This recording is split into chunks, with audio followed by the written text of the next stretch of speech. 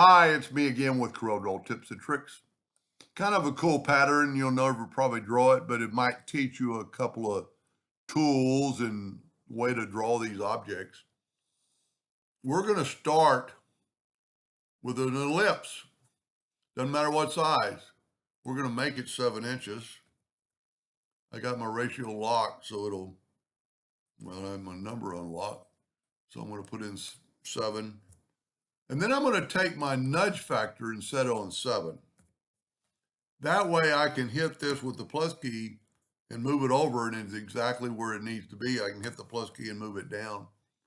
Those are touching. I mean, that's probably the easiest way to do that. Take your Smart Fill tool and fill that in, and there's that inner shape. Let's go ahead and hit P, put it in the center of the page, and let's left click, right click.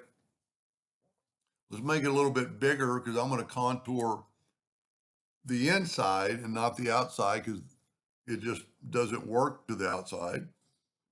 Go to effects and contour. We'll contour to the outside first, and you can just see you get blunt corners, and there's a way probably around that, but might as well just go to the inside. And there we have it perfectly, pretty nice. Now I'm going to go up to object and break the contour apart. I'm pretty sure I'm in the center page, but I'm going to hit P. Yes, I am. I'm going to take a rectangle, doesn't really matter what size, and I'm going to go up here and I'm going to put 2 inches. That rounded it off perfectly. You could put 5 and it's not going to go anymore. Now I'm going to contour this. I'm going to go ahead and go to object, break the contour apart.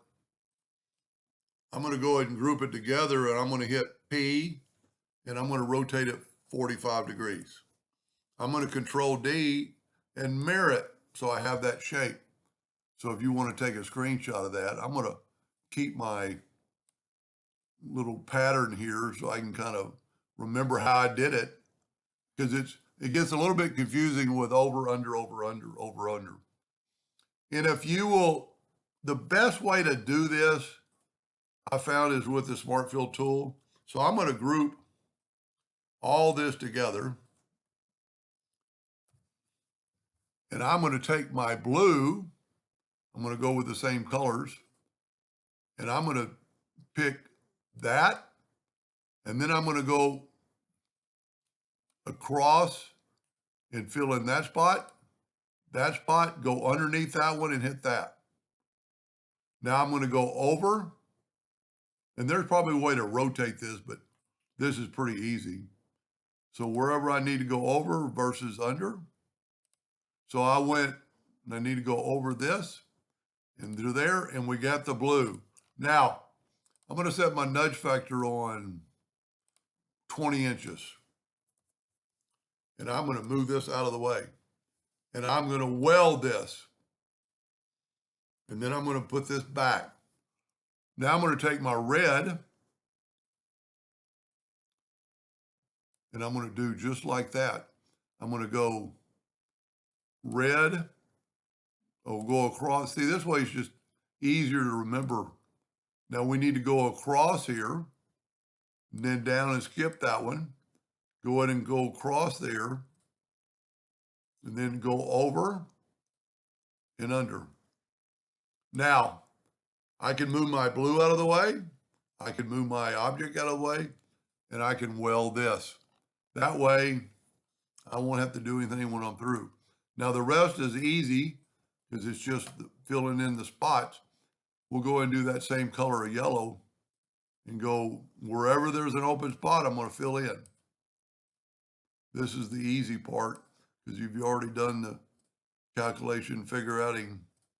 So it looks like it's over, under, over, under. Now, the reason I weld, see those lines?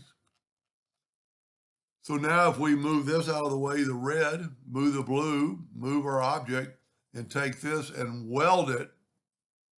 Now we can take our blue back, our red back, and there's no lines there.